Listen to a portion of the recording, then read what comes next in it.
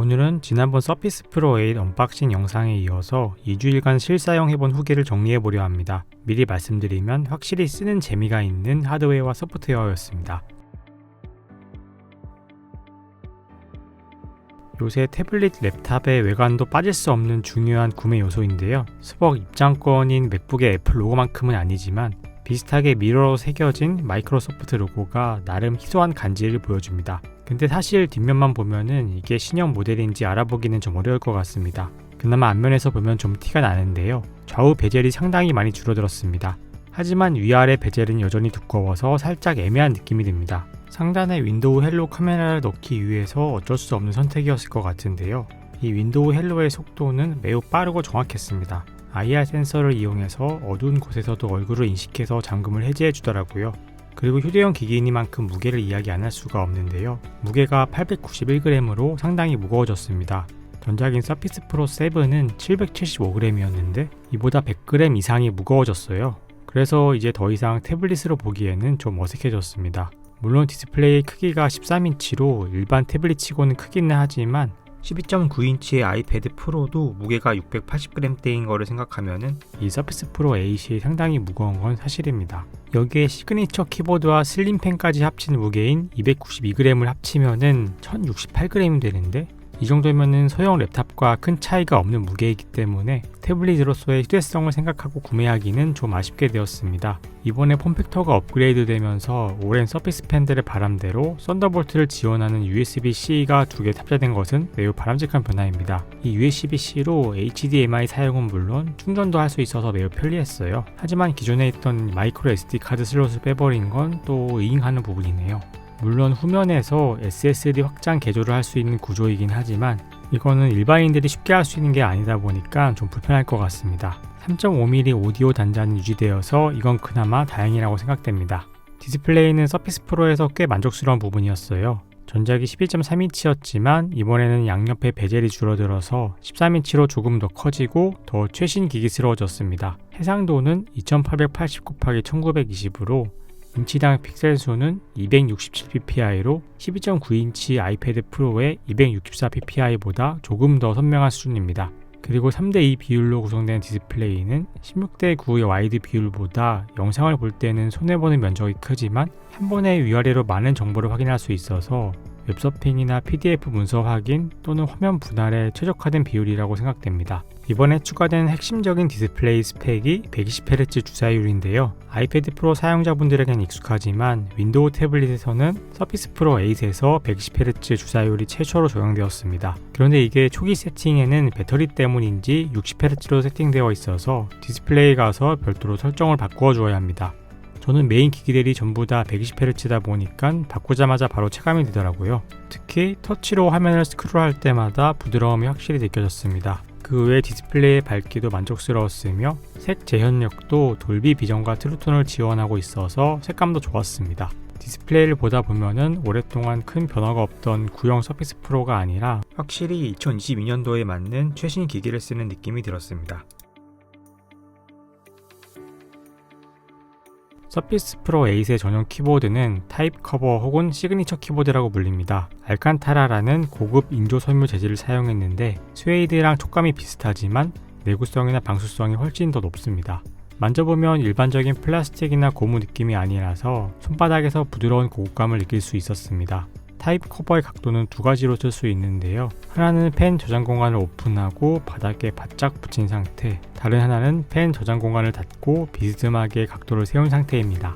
각도를 세워서 쓰면 손이 덜 필요하긴 하지만 타이핑을 할 때마다 조금씩 키보드가 흔들리는 건 감안해야 할 것 같습니다. 실제로 타입 커버로 타이핑을 하다 보니까 한자키가 자꾸 눌리는 현상을 경험했는데요. 이 스페이스의 너비가 짧고 왼쪽에 한자키가 꽤 과원대로 붙어있기 때문에 스페이스를 누르려고 할 때 한자키가 눌리는 경우가 많았습니다. 이건 적응이 필요한 문제이긴 한데 저처럼 스페이스를 왼손 엄지로 쓰시는 분들은 다들 비슷한 경험을 할 것 같네요. 찾아보니까 해외 버전에는 한자키가 없어서 한자키가 있던 부분까지 스페이스 키가 넓게 자리 잡고 있는데요. 이런 점을 고려하면 안정적인 스페이스 버튼 타이핑을 위해서는 국내 정발 버전보다는 해외 직구로 구매를 하시는 게 좋을 것 같습니다. 그 다음으로 언급할 부분은 킥스탠드인데요. 서피스 시리즈의 아이덴티티처럼 된 킥스탠드는 다른 많은 디바이스와 액세서리에서 차용해서 쓰기도 했지만 서피스의 것처럼 내구성이 좋고 안정적이지는 않았습니다. 그만큼 서피스의 킥스탠드의 품질이 좋고 완성도가 높다는 이야기입니다. 이 킥스탠드 구조는 타이핑을 할 때나 펜을 쓸 때 자유롭게 각도를 조절할 수 있지만 테이블이 아니라 무릎에 놓고 타이핑을 할 때에는 흔들거리기도 하고 자석이 떨어질까봐 불안하게 느껴집니다. 아이패드 프로의 매직 키보드와 비교해보면 바닥에 닿는 면적이 넓고 견고하기 때문에 이런 걱정이 적죠. 그리고 킥스탠드를 세우려면 뒤로 공간이 더 필요하다는 단점이 있어요. 힌지가 있는 노트북은 이 화면의 뒷공간을 사용할 수 있는데 서피스는 킥스탠드가 위치해야 하기 때문에 책상 공간이 더 필요합니다. 그래서 책상에서 붙박이로 쓰실 분은 책상을 넓게 사용하시려면 서피스 랩탑 쪽을 알아보시는 게 더 나을 것 같습니다. 타입 커버에는 슬림펜 툴을 저장하며 충전할 수 있는 공간이 있는데 이걸 열어주려면 이렇게 하단을 열어줘야 합니다. 이게 두 손을 써야 하다 보니까 조금 성가시게 느껴졌어요. 그래서 펜을 자주 쓸 때에는 그냥 우측에 충전 단자 쪽 자석에 붙여넣기도 합니다.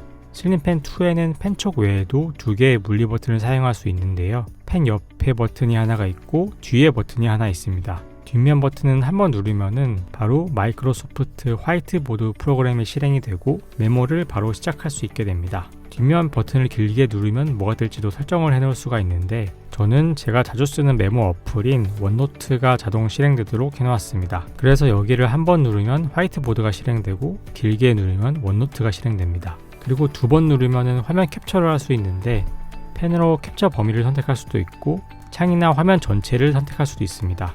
익숙해지니까 매우 편리하고 직관적으로 이미지를 캡처해서 사용할 수 있었습니다. 그리고 펜으로 그린 다음에는 지울 때 이렇게 지우개처럼 쓸 수도 있는데요. 옛날에 지우개 달린 연필을 쓰는 아날로그적 감성이 들어서 좋았습니다.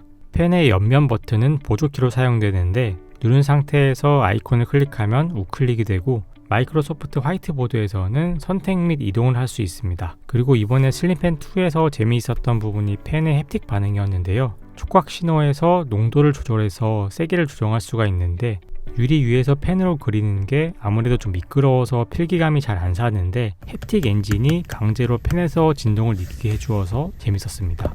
조금씩 쓸 때는 잘 느껴지지 않지만 길게 힘주어 쓰면은 확실히 미세한 진동이 펜에서 느껴집니다.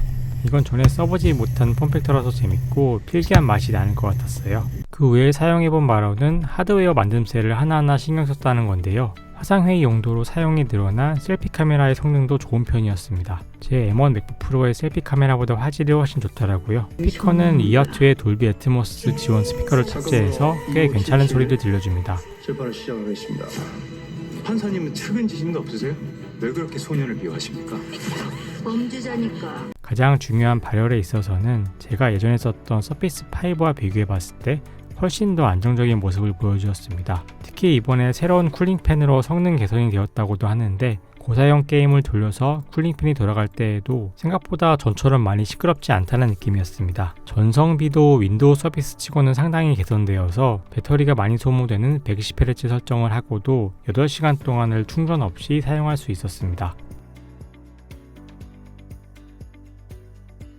서피스 프로 8은 윈도우 11을 공식으로 지원하는 첫 번째 서피스 기기인데요.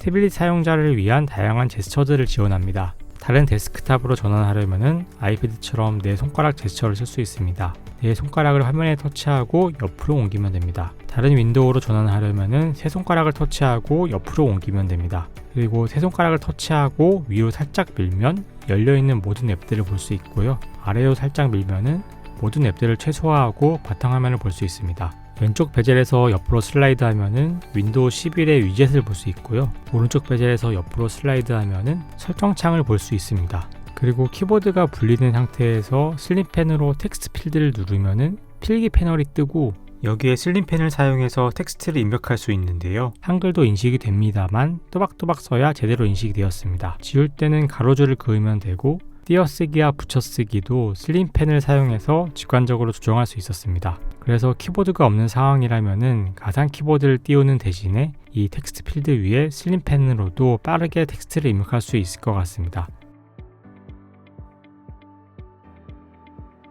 여기까지 서피스 프로 8을 사용해본 후기를 정리해봤습니다. 서피스 프로 8은 이번에 새로 리뉴얼된 폼팩터는 새롭지만 무엇보다 중요한 CPU가 한 세대 늦어진 11세대 인텔 CPU를 탑재해서 지금 구매하기 살짝 애매한 느낌이 있습니다. 그럼에도 불구하고 가격은 랩탑 대비 상당히 비싸기 때문에 가격대 성능비는 거의 비교되지 않을 수준입니다. 하지만 며칠 서피스를 써보니까 단순히 CPU나 램빨만 보고 구매하는 물건이 아니라 디바이스를 사용하는 손맛이 분명히 있는 기기라는 생각이 들었습니다. 디스플레이와 카메라, 쿨링 시스템, 슬림펜, 마이크와 스피커 등등 저가형 노트북에서는 생략하기 쉬운 스펙들을 아낌없이 넣어서 디테일하게 사용 경험을 업그레이드하였습니다. 그래서 서피스 프로를 구매할지 말지에 대해서 저에게 물어보시면은 금전적인 여유가 있고 뭔가 색다른 걸 원한다면은 충분히 구매할 가치는 있다고 봅니다. 하지만 게임을 즐기거나 사진 동영상 편집처럼 고사양의 스펙을 필요로 한다면 비슷한 가격에 훨씬 더 성능이 좋은 랩탑을 구매할 수 있습니다. 참고로 제가 구매한 서피스 프로 8 모델은 가장 저렴한 모델인 i5 8GB 램 128GB 저장 용량 모델이었는데 써보니까 다소 버벅이고 일반적인 용도로도 좀 부족한 느낌이었습니다. 그래서 구매를 하신다면 최소 16GB 램 256GB 저장 용량 모델을 사시기를 권장드립니다. 근데 그러면은 이 모델의 본체 가격만 172만5천원이고 여기에 타입 커버와 슬림펜 2 세트까지 추가되는 패키지의 가격은 무려 207만 1천원이라는 무지막지한 가격이 됩니다. 이 정도면은 중급 퍼포먼스의 게이밍 노트북도 살 수 있는 가격이기 때문에 고민이 많이 될 수밖에 없지요. 정리하면은 서피스 프로는 가성비를 보는 분들에게는 추천드리기 어렵습니다. 가격은 상관이 없고 고사양 작업을 위한 메인 PC가 따로 있으면서 남들과는 다른 신선한 윈도우 11 기반의 태블릿 PC를 써보고 싶은 분께만 서피스 프로 8을 추천드릴 수 있을 것 같습니다. 그럼 여기까지 인사이트였습니다. 오늘도 시청해주신 여러분 감사드립니다.